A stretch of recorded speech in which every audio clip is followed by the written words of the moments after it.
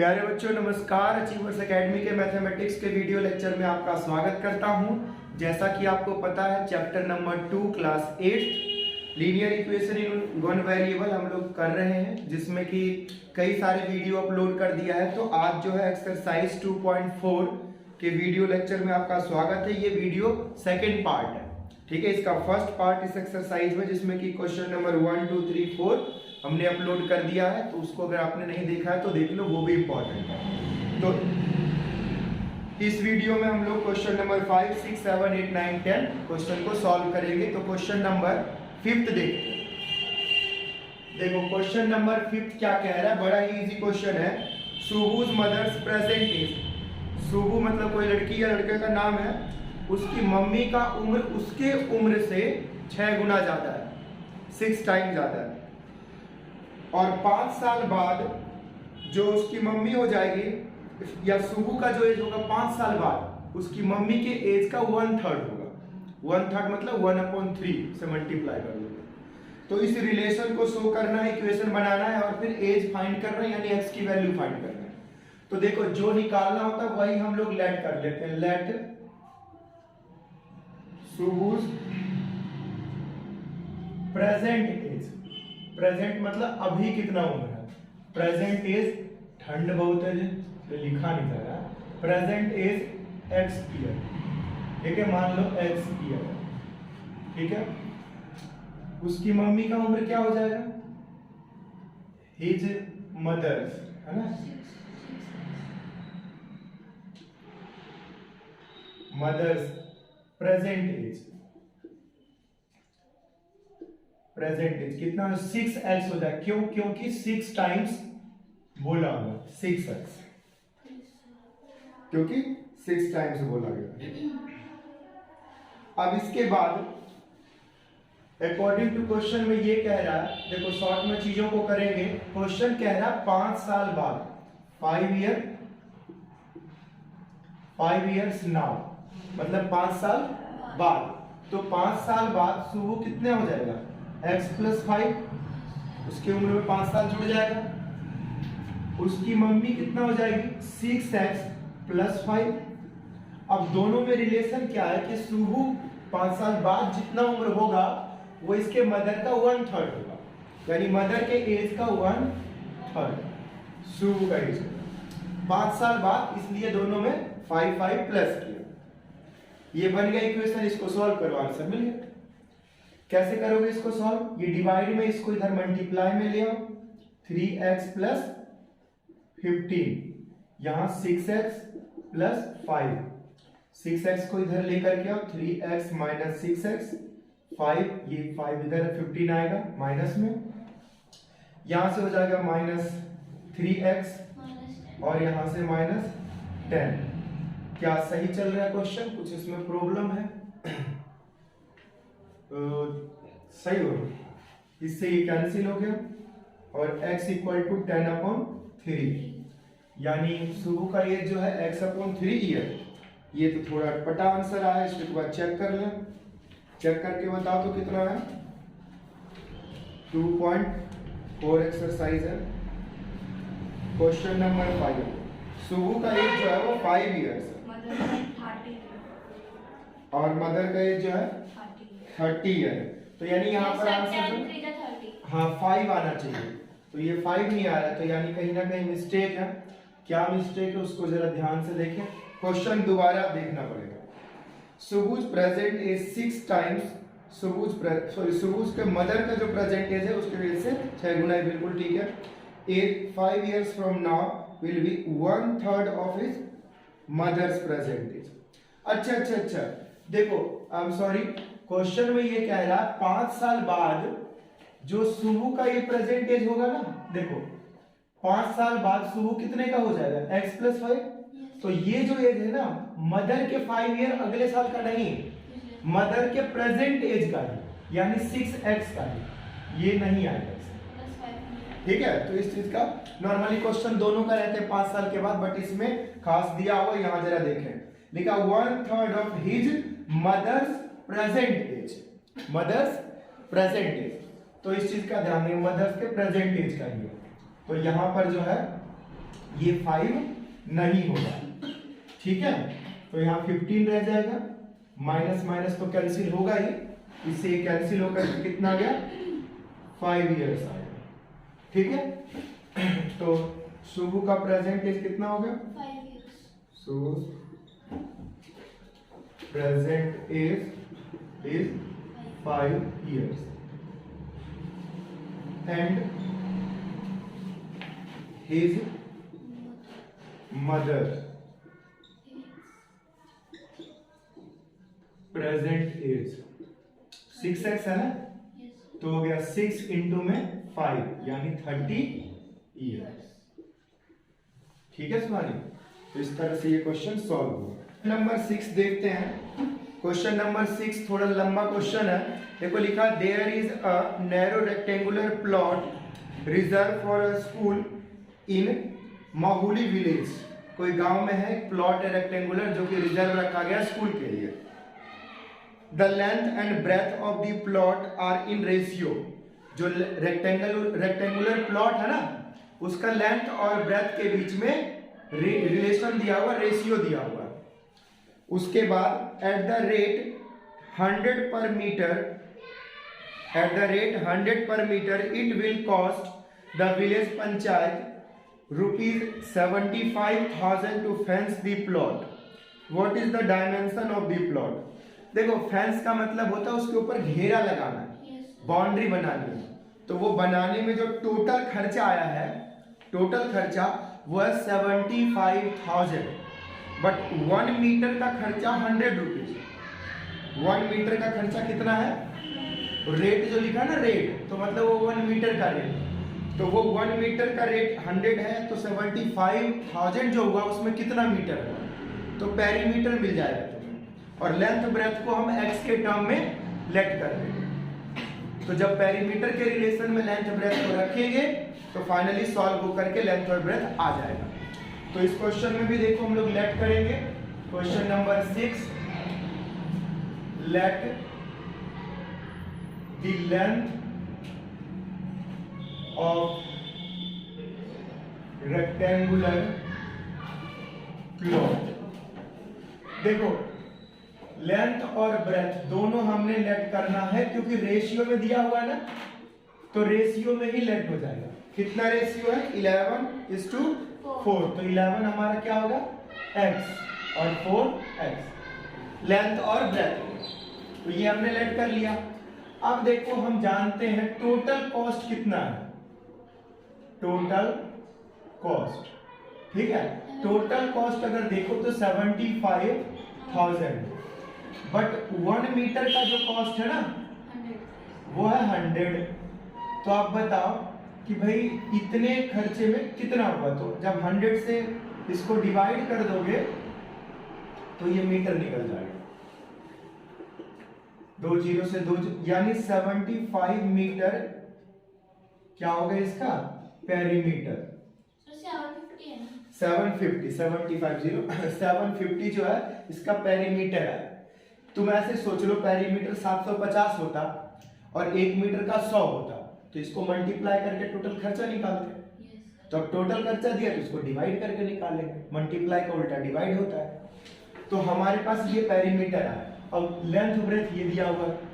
तो अब लिखेंगे वी नो दैट, मतलब हम जानते हैं, वी नो दैट स्वानी perimeter is equal to 2 into L plus B. ये फॉर्मूला होता है पेरीमीटर का। पेरीमीटर के प्लेस पर रखोगे 750 मीटर, 2 लेंथ हमारा है 11x और ब्रेथ है 4x। 750 मीटर बाद में लगा देंगे।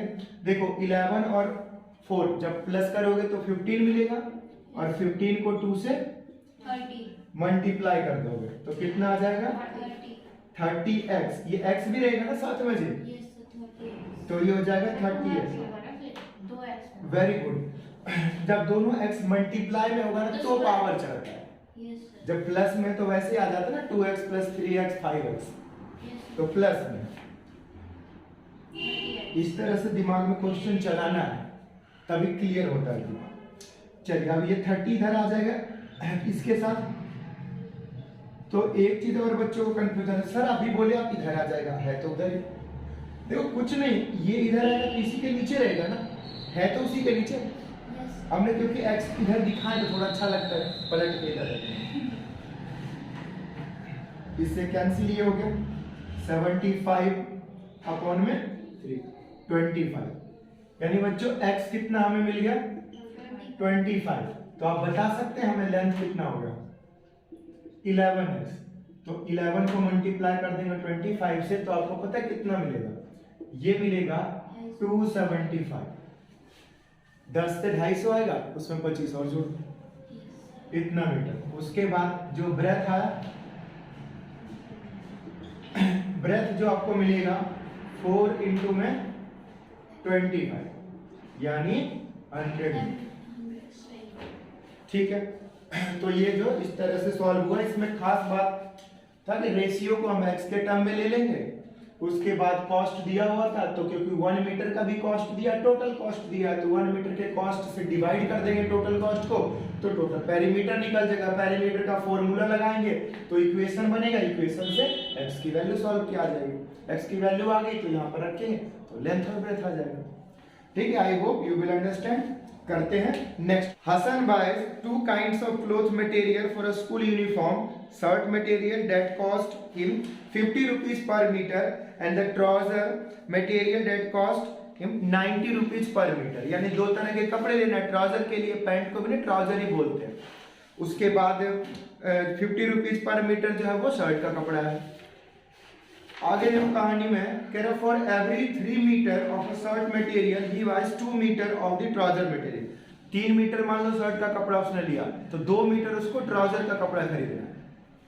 मतलब रेशियो होता है ना, मान लो 6 मीटर ले लिया शर्ट के, तो 2 शर्ट बन जाएगा, तो पैंट भी 2 बनवाना, तो 4 मीटर पैंट लेगा। तो ये कहने का मतलब।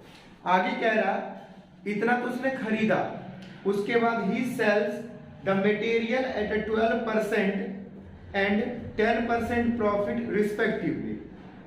His total sale is 36,600. How much trouser material did he buy? ठीक है, तो ये क्वेश्चन है।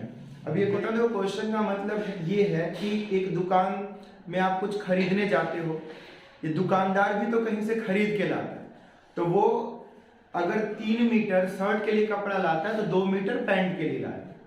तो कितना कपड़ा लाया ये तो नहीं पता है, लेकिन वो जितना भी कपड़ा लाया, जब उस कपड़े को बेचा, तो कितने में बेचा, तो 36,600 रुपए में बेचा, 36,600 में बेचा। और बेचते हुए उसको प्रॉफिट हुआ।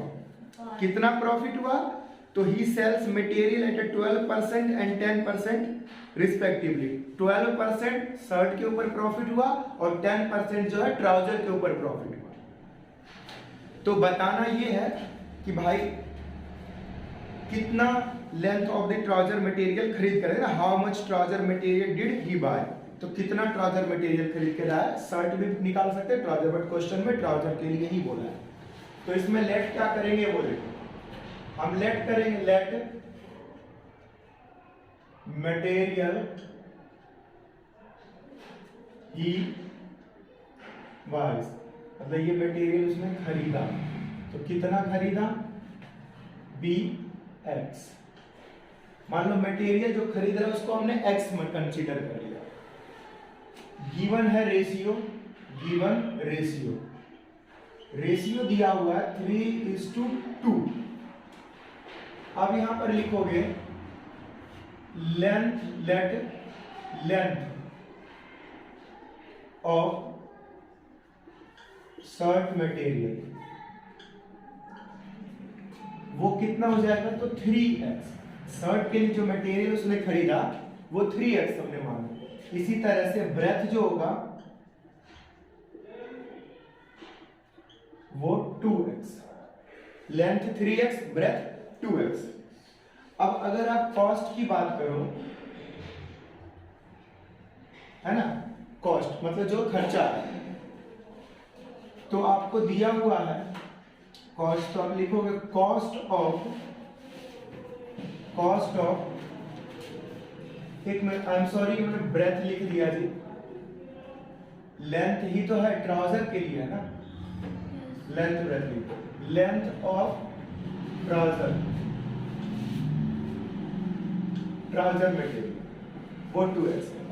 अब यहां लिखोगे कॉस्ट ऑफ शर्ट, शर्ट का कॉस्ट कितना होगा, तो 1 मीटर का है 50 रुपीज, 50 रुपए 1 मीटर। हमने खरीदा कितना है, 3x मीटर,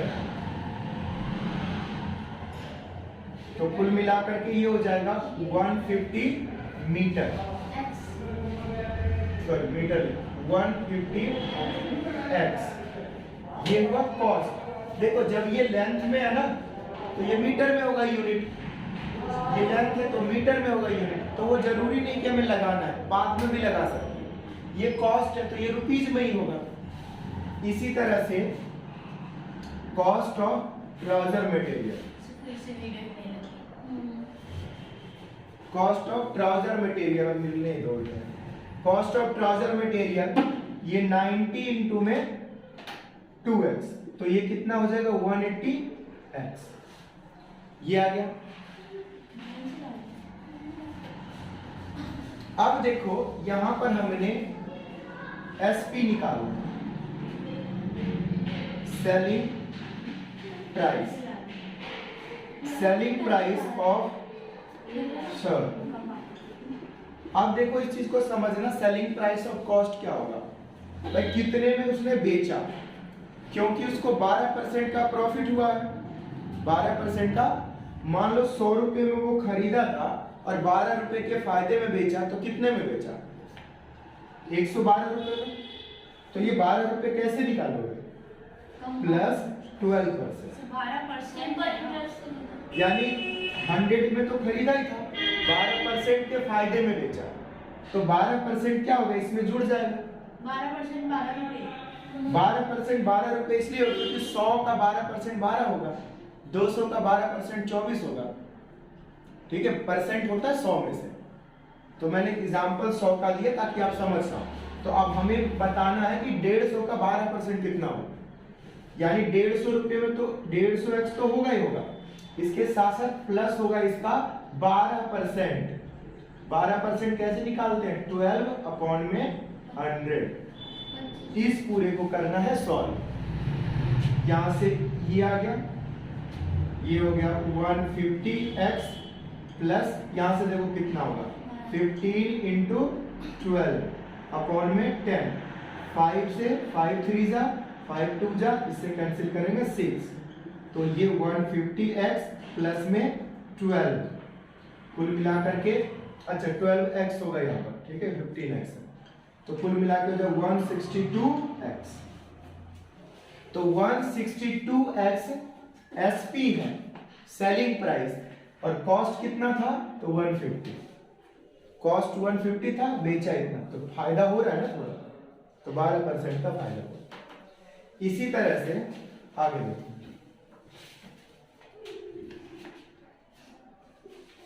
अब निकालना है SP यानी सेलिंग प्राइस ऑफ ट्राउजर, तो इसका कितना हो जाएगा 180x प्लस 180x इंटू में 10%, 10%, तो 10% निकालना इजी है ना, 0 से 0, इस 0 से यू, तो फाइनली कितना आ जाएगा 180x और यहाँ पर 18x, ये हो जाएगा 1, देखो दोनों को प्लस करोगे तो कितना होगा 198x, ये होगा। अब यहाँ पर अकॉर्डिंग टू क्वेश्चन में क्या कह रहा है, अकॉर्डिंग टू क्वेश्चन वो कह रहा है कि 36,600 में उसने बेचा, 36,600 में उसने बेचा है। तो यहाँ पर हमने देखा है 162 और 198x, इन दोनों में बेचा है, 168 आएगा। अच्छा हाँ बिल्कुल आएगा, 6 3 जो है ना 18, ऊपर में 12 तो कटेगा ना यहाँ पर, हाँ तो आ गया ना, ये 6 आएगा। एक्चुअली ये 6 18 होता है ना, ये मल्टीप्लाई हो जाता है, 1 6 दूनी 12 लिख दिया, ये 6 18 होता है, 168। अब 198x प्लस में 168x, ये दोनों को जोड़ेंगे तो कितने बराबर है? अब ये बना हमारा इक्वेशन। देखो इतना कुछ इस क्वेश्चन में करना पड़ा लैंग्वेज को सॉल्व करके, फाइनली ये छोटा सा इक्वेशन बनाने। अब इस इक्वेशन में इन दोनों को ऐड करो, x वाले टर्म जुड़ जाते हैं, तो ये हो जाएगा कितना 366,000। ये 886 हो जाएगा, 366 x। अब देखो ये x इक्वल टू कितना होगा बच्चों? ये होगा 66000। अच्छा इसमें जीरो मैंने ज्यादा लगा, नीचे आ गया। अब इससे जब इसको कैंसिल करोगे तो आपको साफ साफ समझ में आ रहा है 100 होगा। तो 100 क्या आया? x की वैल्यू 100 आया है, x की वैल्यू। अब ये आपको ट्राउजर का लेंथ पूछा है तो 2 × 100, शर्ट का लेंथ पूछेगा तो 3 × टोटल कपड़ा पूछ लेगा तो 3 + 2 5 × x, 500 मीटर कपड़ा लाया। तो यहाँ पर क्या लिख लोगे? Length of trouser is 2x, यानी 200 मीटर। देखो यूनिट कहीं नहीं लिखा हमने, रुपीज या मीटर नहीं लिखा, लास्ट में जो आंसर है मीटर लगा दे। क्यों? क्योंकि कपड़ा जो फाइनल आंसर है वो मीटर में है, तो मीटर लगा दिया। क्वेश्चन नंबर 8 देखो, बड़ा इंटरेस्टिंग और बढ़िया और इजी क्वेश्चन है। Half of a herd of a deer are grazing in a field and 3/4 of the remaining are playing nearby. The rest 9 are drinking water from the pond. Find the number of deer in the herd. देखो heard का मतलब होता है झुंड।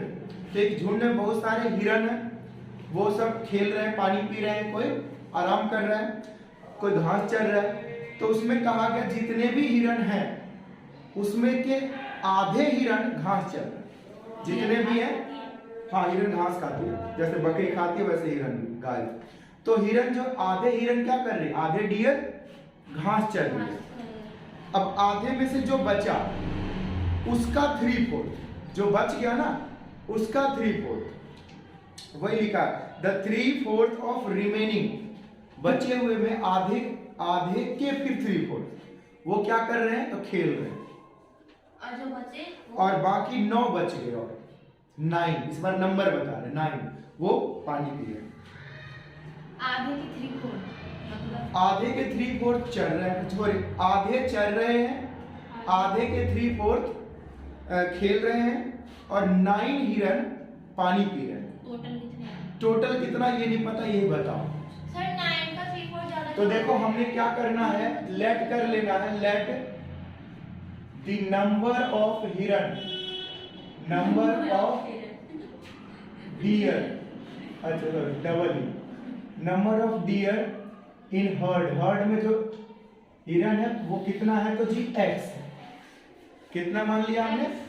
अब according to question पे जाना, question के अनुसार ये जो x है ना इसका आधा घास चर रहे, और आधे का हुआ 3/4, आधे का 3/4 देखो आधा ये हुआ, आधे का 3/4, अब ये 3/4 आधे का 3/4 खेल रहे हैं, और 9 हिरन जो है पानी पी रहे।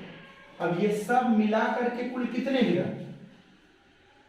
जितना माना है x। देखो ये सब, देखो ये है चरने वाले, ये खेलने वाले, और ये पानी पीने वाले। अच्छा इसको ना मैं अलग अलग भी लिख सकता, number of deers are grazing x/2, number of deers are playing x/2 into 3/4, number of हिरन आर ड्रिंकिंग वाटर 9। तो ऐसे करके कर रहे हैं वो। नहीं ये पानी पी रहे हैं, ये खेल रहे हैं, रेस्ट कोई नहीं कर रहा। तो बाकी टोटल जो ये हुआ ये x हुआ। 3/4 मतलब आधे का आधा का आधा। 3/4 का मतलब होता है 3/4। देखो 3/4 यहाँ लिखा होगा 3/4। आधे का। हाँ अब इस इक्वेशन को जब आप सॉल्व करोगे तो x आ जाएगा। कैसे सॉल्व करोगे? तो देखो x/2 हो गया, यहां से कितना हुआ 3x और अपॉन में 8, ये कितना हुआ 9 इक्वल टू x। अब ये x वाले टर्म को इधर ले आओ, x अपॉन 2 3x अपॉन 8, इस x को इधर ले आओ माइनस में और इस 9 को इधर लेके आओ, ये भी माइनस में। अब इसका एलसीएम लो, कुछ नहीं तो 1, ठीक है निशान, कुछ नहीं तो 1, कितना आ जाएगा एलसीएम बोलो, 8 आएगा कि 16 आएगा? 8 आएगा। ये 8 के टेबल में ही तो है 2, यहां से डिवाइड मल्टीप्लाई करोगे तो आएगा 4x आएगा ना जी, हम यहां से 1 और ये 3, यहां से 8 आ जाएगा और इसे मल्टीप्लाई होकर के 8x। ये 4x कहां से आया सर?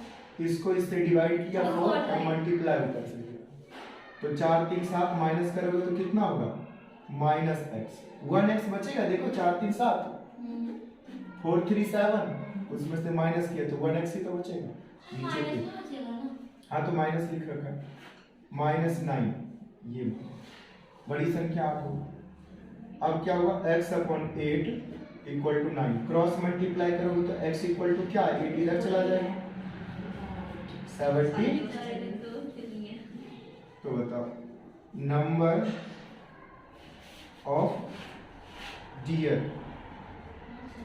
या टोटल नंबर ऑफ डियर, है ना जी, total number of deer is, या डियर्स आर 72।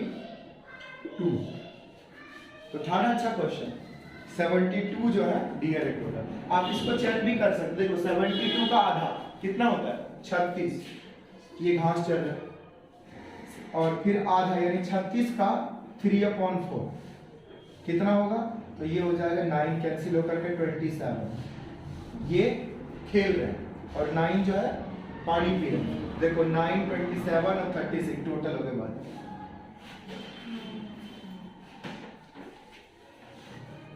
नेक्स्ट क्वेश्चन देखते हैं। क्वेश्चन है अ grandfather is 10 times older than his granddaughter.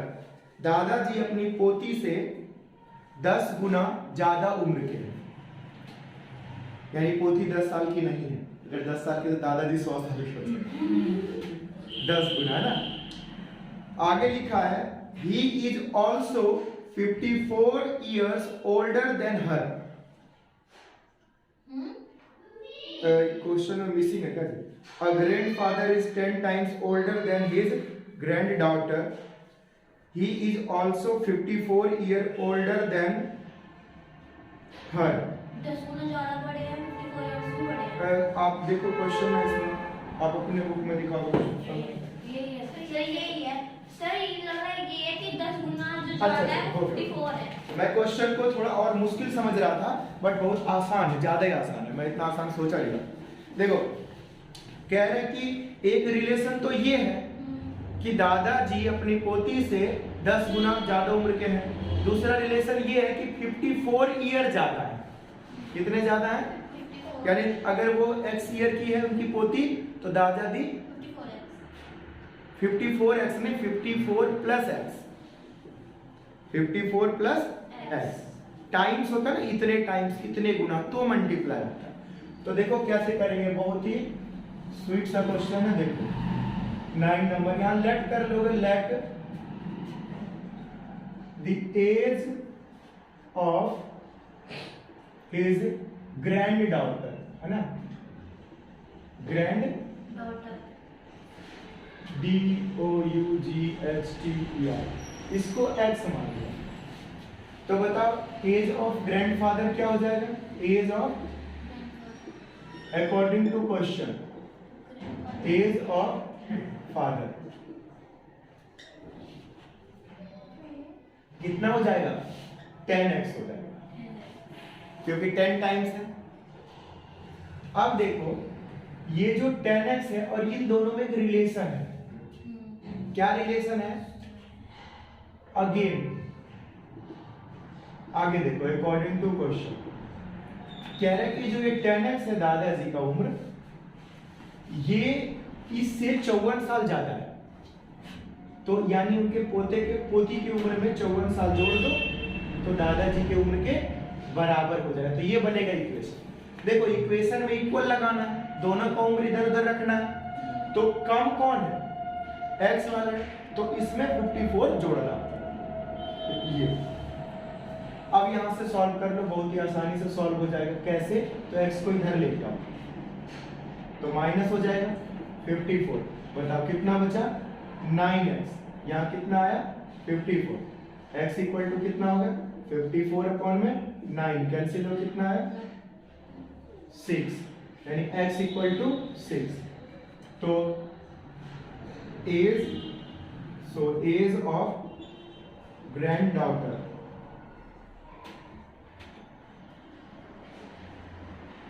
DAUGST होता है डॉटर, DAU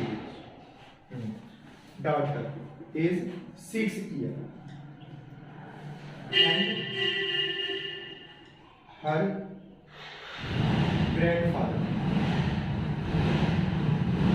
ग्रैंडफादर वो कितने होंगे, तो 10 into 6 यानी 60 year।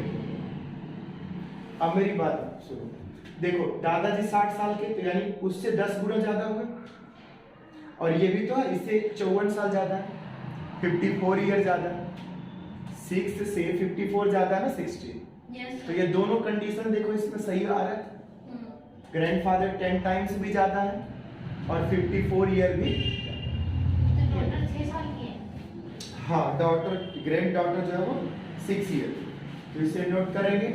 लास्ट क्वेश्चन इस एक्सरसाइज 10th नंबर क्वेश्चन देखो, इसमें लिखा हुआ था Aman's age is 3 times his son's age, यानी अमन का उम्र जो है ना उसके बेटे से 3 गुना ज्यादा है।